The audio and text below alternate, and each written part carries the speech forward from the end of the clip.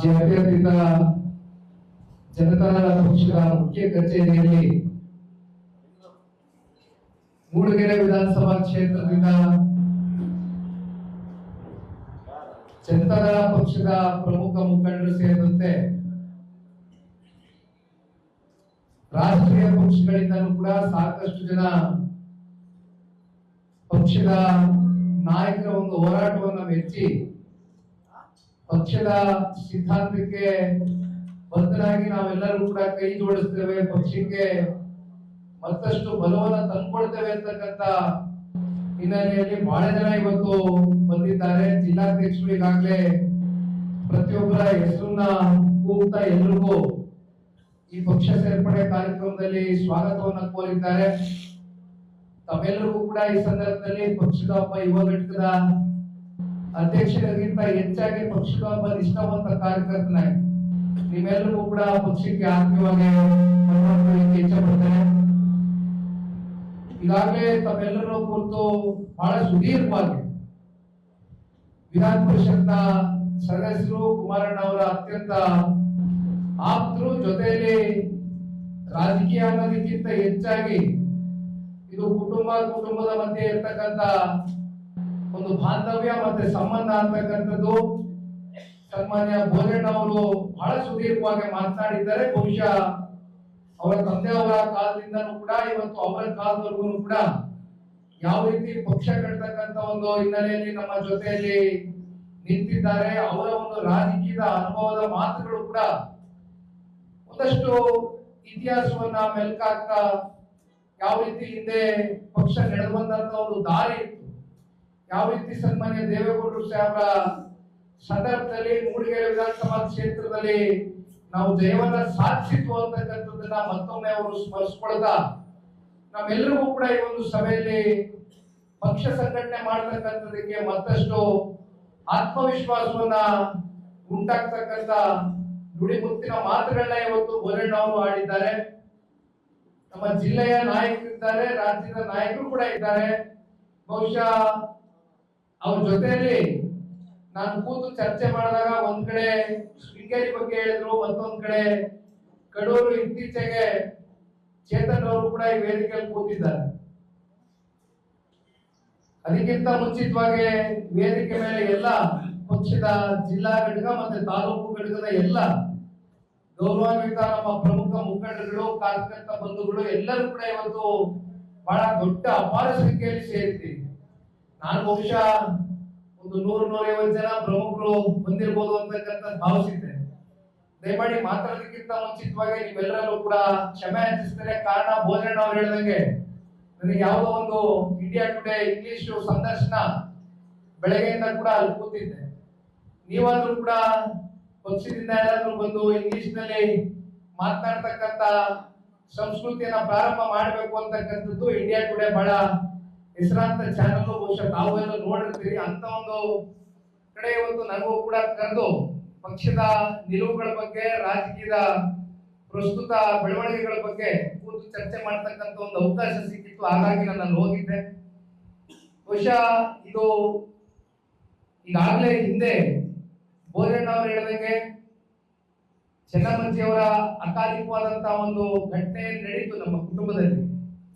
ಆ ಸಂದರ್ಭದಲ್ಲಿಯೇ ನೀವೆಲ್ಲರೂ ಕೂಡ ಸನ್ಮಾನ್ಯ ಕುಮಾರಣ್ಣ ಅವರ ಸಮ್ಮುಖದಲ್ಲೇ ಸೇರ್ಪಡೆ ಆಗ್ಬೇಕು ಈ ಕಾರ್ಯಕ್ರಮ ಅಂತಕ್ಕಂಥದ್ದು ತಾವೆಲ್ಲರೂ ಕೂಡ ಏನ್ ಬಯಸಿದ್ರಿ, ಅದೇ ರೀತಿ ಕುಮಾರಣ್ಣ ಅವರು ಕೂಡ ನಿಮ್ನೆಲ್ಲರನ್ನು ಹತ್ತಿರದಿಂದ ಭೇಟಿ ಮಾಡಿ ಮಾತನಾಡಿಸ್ಬೇಕು, ನಿಮ್ಮಲ್ಲಿ ಮತ್ತಷ್ಟು ಸಂಘಟನೆಗೆ ಕುರಿತಂತ ಸಂದೇಶಗಳನ್ನ ಕೊಡಬೇಕು ಅಂತಕ್ಕಂಥದ್ದು ಅವರು ಕೂಡ ವೈಯಕ್ತಿಕವಾಗಿ ಸಾಕಷ್ಟು ಆಸೆಗಳನ್ನ ಇಟ್ಕೊಂಡಿದ್ರು.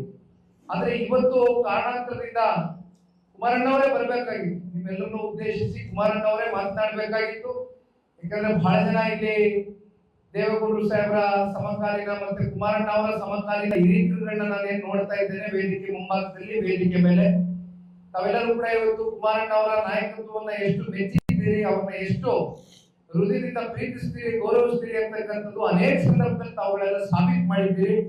ಇವತ್ತು ನಿಮ್ಮಂತವರ ಜೊತೆಯಲ್ಲಿ ಒಂದಷ್ಟು ಕಾಲ ಕಳಿಬೇಕು ಅಂತಕ್ಕಂಥದ್ದು ಕುಮಾರಣ್ಣ ಅವರ ಬಯಕೆ ಆಗಿತ್ತು.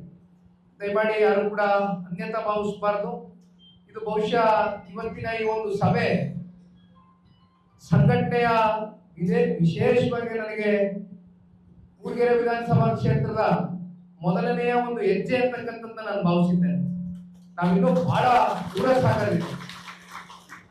ಇಲ್ಲಿ ವಿಜಯ್ ಕುಮಾರ್ ಅವರು ಒಬ್ಬ ಯುವ ಮುಖಂಡದ ಬಗ್ಗೆ ನನಗೆ ಯಾರೋ ಒಂದು 4 ಜನ ಮಾಹಿತಿ ಕೊಟ್ಟಾಗ ವಿಜಯ್ ಕುಮಾರ್ ಅವರು ನನಗೆ ಸಂಪರ್ಕ ಮಾಡತಕ್ಕಂಥದಕ್ಕೆ ಬಹುಶಃ ನಮ್ಮ ಕೆಂಪೇಗೌಡರ ಒಂದು ಪುತ್ಥಳಿ ನಿರ್ಮಾಣ ಆಗ್ತಕ್ಕಂಥ ಒಂದು ಸಂದರ್ಭದಲ್ಲಿ ಬೋರಣ್ಣ ಅವ್ರ ಜೊತೆ ನಾನು ಆದೂರಿಗೆ ಬಂದಿದ್ದೆ. ಆದೂರ್ ಅಂದ್ರೆ ಜೆಡಿಎಸ್ ಅಂದ್ರೆ ಆದೂರು ಅಂತಕ್ಕಂಥ ವಿಚಾರ ಬಹುಶಃ ನನಗಿಂತ ಚೆನ್ನಾಗಿ ತಮಿಳರಿಗೂ ಕೂಡ ಗೊತ್ತಿದೆ.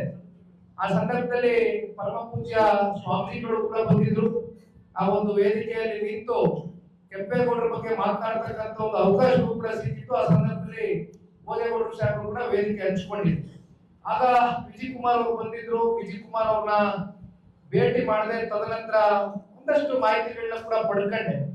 ಯುವಕ ಇದ್ದಾರೆ, ಕ್ರಿಯಾಶೀಲರಿದ್ದಾರೆ, ಪಕ್ಷ ಸಂಘಟನೆ ಮಾಡ್ತಕ್ಕಂಥ ಇಚ್ಛಾಶಕ್ತಿ ಇಟ್ಕೊಂಡಿದ್ದಾರೆ ಅಂತಕ್ಕಂಥ ವಿಚಾರ ತಿಳಿದು ಕಲ್ಸ್ಕೊಂಡು ಮಾತಾಡಿದೆ. ತದನಂತರ ಸೀದಾ ನಮ್ಮ ಭೋಜಣ್ಣನಿಗೆ ಅಟ್ಯಾಚ್ ಮಾಡಿದೆ. ಇನ್ನು ಭೋಜಣ್ಣ ಅವರು ಯಾವ ರೀತಿ ನಮ್ಗೆ ಸಲಹೆಗಳು ಕೊಡ್ತಾರೋ, ಯಾವ ರೀತಿ ಸೂಚನೆಗಳು ಕೊಡ್ತಾರೋ ಅದ್ರ ಮೇಲೆ ಮುಂದಿನ ಹೆಜ್ಜೆಯನ್ನ ಇಡಬೇಕು ಅಂತಕ್ಕಂಥ ತೀರ್ಮಾನ ಮಾಡಿ ಕೊನೆಗೆ ಭೋಜಣ್ಣ ಅವರು ಕೂಡ ಒಂದು ಮಾತು ಹೇಳಿದ್ರು. ಇಲ್ಲ, ಹೊಸ ಯುವಕರನ್ನ, ಹೊಸ ಆಲೋಚನೆಗಳನ್ನ, ಹೊಸ ಚಿಂತನೆಯನ್ನ ಇಟ್ಕೊಂಡು ಪಕ್ಷ ಕಟ್ತೇವೆ ಅಂತಕ್ಕಂಥ ದೃಷ್ಟಿಯಿಂದ ಬರ್ತಕ್ಕಂಥ ಯಾರನ್ನೇ ಆದ್ರೂ ಕೂಡ ನಾವು ಪಕ್ಷಕ್ಕೆ ಕರೆತಂದು ಪಕ್ಷ ಕಟ್ಟುವಂತ ಕೆಲಸ ಆಗ್ಬೇಕು, ತುಂಬದಿಂದ ಸ್ವಾಗತ ಮಾಡೋಣ ನಿಖಿಲ್ ಅವರೇ ಅಂತಕ್ಕಂಥದ್ದು ಅವ್ರು ಯಾವಾಗ ಕ್ಲಿಯರ್ ಕಟ್ ಆಗಿ ಡೈರೆಕ್ಷನ್ ಕೊಟ್ರು. ತದನಂತರ ವಿಜಿಗೂ ಕೂಡ ಮಾತಾಡಿದೆ. ಬಹುಶಃ ವಿಜಿಗೆ ಸಾಕಷ್ಟು ಅವರಿದ್ದಂತ ಪಕ್ಷದಲ್ಲಿ ಬಹುಶಃ ಅಲ್ಲಿರ್ತಕ್ಕಂಥ ಒಂದಷ್ಟು ಜಿಲ್ಲೆಯ ನಾಯಕರುಗಳ ಒಂದು ಒತ್ತಡವೂ ಕೂಡ ನನ್ನ ಮೇಲೆ ಏರ್ತಾ ಇದ್ದಾರೆ. ಅತಿ ಬೇಗ ಪಕ್ಷಕ್ಕೆ ಸೇರ್ಪಡೆ ಆಗ್ತಕ್ಕಂಥದ್ದಕ್ಕೆ ನನ್ನ ಜೊತೆ ಇರ್ತಕ್ಕಂಥ ಸಾಕಷ್ಟು ಸಂಘಟನೆಯ ದೃಷ್ಟಿಯಿಂದ ನಾನು ಒಂದಷ್ಟು ಜನನ ತಯಾರು ಮಾಡ್ಕೊಂಡಿದ್ದೇನೆ. ಎಲ್ಲರೂ ಕೂಡ ಪಕ್ಷಕ್ಕೆ ಬರ್ತಾರೆ, ನನ್ನ ಬೇಗ ಪಕ್ಷಕ್ಕೆ ಬರೆ ಮಾಡ್ಕೊಡಿ ಅಂತಕ್ಕಂಥದ್ದು ವಿಜಯ್ ಕುಮಾರ್ ಅವರು ಹೇಳ್ತಾನೆ ಇದ್ರು. ಹಾಗಾಗಿ ನಿನ್ನೆ ರಾತ್ರಿ ನನಗೆ ಭೋಜಣ್ಣ ಅವರು ಲೇಟ್ ಆಗಿ ಮಾತನಾಡಿದ್ವಿ ಅನ್ಕೋತೀವಿ, ಫೋನ್ ಮಾಡಿದ್ರು. ಕುಮಾರಣ್ಣ ಅವರು ಬರ್ಬೇಕಾಗಿತ್ತು, ಆದ್ರೆ ಬರಕ್ ಆಗ್ತಾ ಇಲ್ಲ. ಮತ್ತೆ ನಾನು ಎಲ್ರಿಗೂ ಇನ್ಫಾರ್ಮೇಶನ್ ಪಾಸ್ ಮಾಡ್ಬಿಟ್ಟಿದ್ದೀನಿ.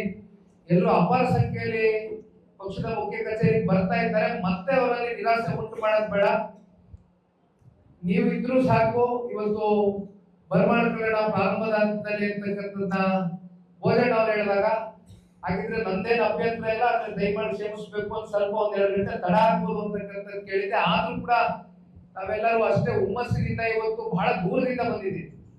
ಇಲ್ಲಿವರೆಗೂ ಇವತ್ತು ನಾವೇನು ಕರ್ಸ್ಕೊಂಡಿದ್ದೇವೆ. ಇನ್ನು ಮುಂದಿನ ದಿನಗಳಲ್ಲಿ, ಯಾಕೆಂದ್ರೆ ತಮ್ಮೆಲ್ಲರಿಗೂ ಗೊತ್ತಿದೆ, 3 ಚುನಾವಣೆಯ ಏಳು ಬೀಳು ಸೋಲು ಏನೇ ಇರಬಹುದು, ಆದ್ರೆ ನಾನು ಎದೆ ಓದಿದೀರ 12,000 ಕಿಲೋಮೀಟರ್ ಇಡೀ ರಾಜ್ಯ ಪಕ್ಷ ಸಂಘಟನೆಯ ದೃಷ್ಟಿಯಲ್ಲಿ ಜನರೊಂದಿಗೆ ಜನತಾದಳ ಅಂತಕ್ಕಂಥ ಘೋಷ ವ್ಯಾಖ್ಯೆಯೊಂದಿಗೆ ಇಡೀ ರಾಜ್ಯವನ್ನ ಪ್ರವಾಸ ಮಾಡಿ ಬಂದಿದ್ದೇನೆ. ಹಾಗಾಗಿ ಮೂಡಿಗೆರೆ ನನಗೆ ಗೊತ್ತಿದೆ, ಇದು ಒಂದು ಮೀಸಲು ಕ್ಷೇತ್ರ, ತಮ್ಮೆಲ್ಲರಿಗೂ ಗೊತ್ತಿದೆ. ಇಲ್ಲಿ ಒಂದ್ ಸ್ವಲ್ಪ ಹೆಚ್ಚಿನ ಒತ್ತನ್ನ ಕೊಡ್ತಕ್ಕಂಥದ್ದು ಮುಂದಿನ ದಿನಗಳಲ್ಲಿ ನೀವು ಪಕ್ಷದ ಕಚೇರಿಗೆ ಬರ್ತಕ್ಕಂಥದ್ದು ಬೇಡ, ನಾನೇ ಅಲ್ಲಿ ತಾಲೂಕು ಕಚೇರಿಗೆ ಬರ್ತೇನೆ.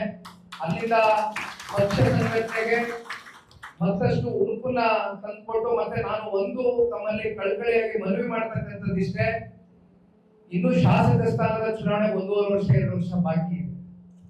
ಈಗ ನಮ್ಮ ಕಣ್ಣೆದುರುಗಡೆ ನಮ್ಗೆ ಎದುರಾಗ್ತಕ್ಕಂಥದ್ದು ಕಾರ್ಯಕರ್ತರ ಚುನಾವಣೆ, ಶಾಸಕ ಸ್ಥಾನದ ಚುನಾವಣೆ ಇರ್ಬೋದು, ಸಂಸದ ಸ್ಥಾನದ ಚುನಾವಣೆ ಇರ್ಬೋದು. ಇದೆಲ್ಲದಕ್ಕೂ ಕೂಡ ನೀವು ಕಾಲು ಚಕ್ರ ಕಟ್ಕೊಂಡು ಪಕ್ಷದ ನಾಯಕರು ಇಂಥ ಅಭ್ಯರ್ಥಿ ಮಾಡಿದೀನಿ ಅಂತಕ್ಕಂಥದ್ದು ದೃಷ್ಟಿ ಇದ್ದಂಗೆ ತಾವೆಲ್ಲ ಪ್ರಾಮಾಣಿಕವಾಗಿ ಹೋರಾಟ ಕಟ್ಕೊಂಡು ಬಂದಿದ್ದೀವಿ.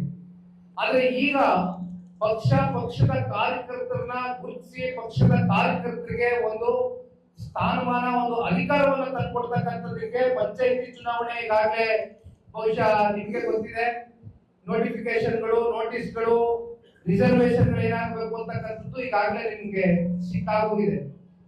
ಜಿಲ್ಲಾ ಪಂಚಾಯತಿ, ತಾಲೂಕು ಪಂಚಾಯತಿ ಚುನಾವಣೆಗಳು ಮತ್ತು ಯಾವುದೇ ಸ್ಥಳೀಯ ಚುನಾವಣೆಗಳು ಕೂಡ ಬಹುಶಃ ಇನ್ನ ಮೀಳಮೇಷ ಎಣಿಸ್ತಕ್ಕಂಥದಕ್ಕೆ ಸರ್ಕಾರಕ್ಕೂ ಕೂಡ ಸಾಕಷ್ಟು ಒತ್ತಡಗಳಿದೆ.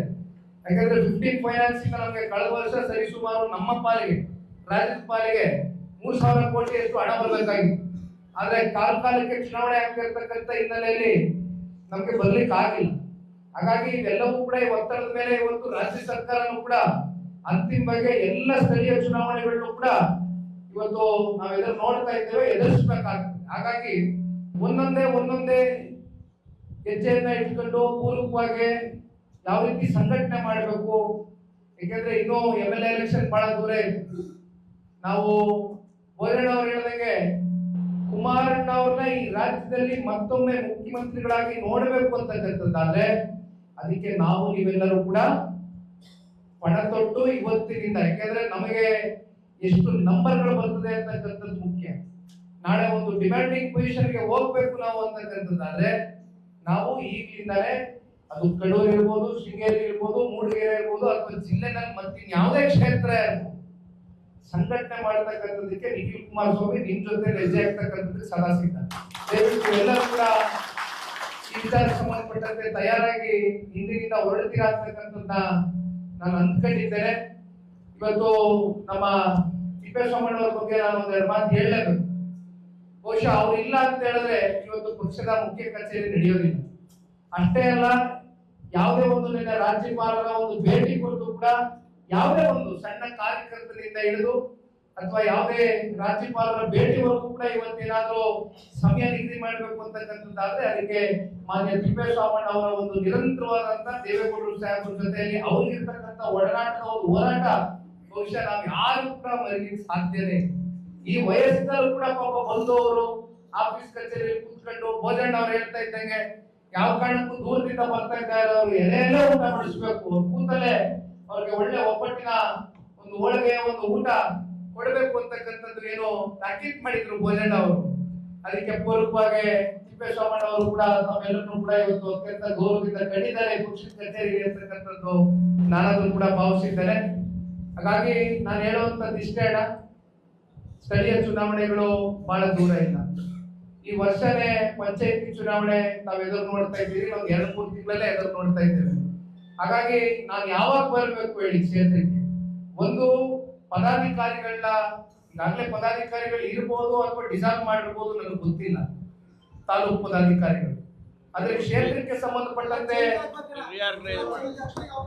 ಸಂಪೂರ್ಣ ಜಿಲ್ಲಾ ಘಟಕದಿಂದ ಹಿಡಿದು ತಾಲೂಕು ಘಟಕದವರೆಗೂ, ಹೋಬಳಿ ಘಟಕದವರೆಗೂ, ಪಂಚಾಯತಿವರೆಗೂ ಎಲ್ಲರಿಗೂ ಅವಕಾಶಗಳು ದೊರಕಬೇಕಾಗ್ತದೆ. ಯಾಕಂದ್ರೆ ಇವತ್ತು ನನ್ನ ಸ್ವಂತ ಮಾತೃ ವಿಧಾನಸಭಾ ಕ್ಷೇತ್ರದಲ್ಲಿ ಸರಿಸುಮಾರು 500 ಜನಕ್ಕೆ ನಾನು ಪದಾಧಿಕಾರಿಗಳಾಗಿ ಮಾಡಿದ್ದೇನೆ.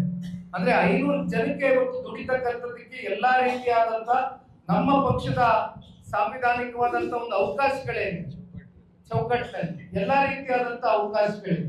ಹಾಗಾಗಿ ಅವ್ರಿಗೆ ಸ್ಥಾನ ಸಿಕ್ಕು, ಅವ್ರನ್ನು ಗುರುತಿಸಿದ್ರು, ನಮ್ಮನ್ನು ಗುರುತಿಸಲಿಲ್ಲ ಅಂತಕ್ಕಂಥ ಪ್ರಶ್ನೆ ಉದ್ಭವ ಆಗುತ್ತೆ.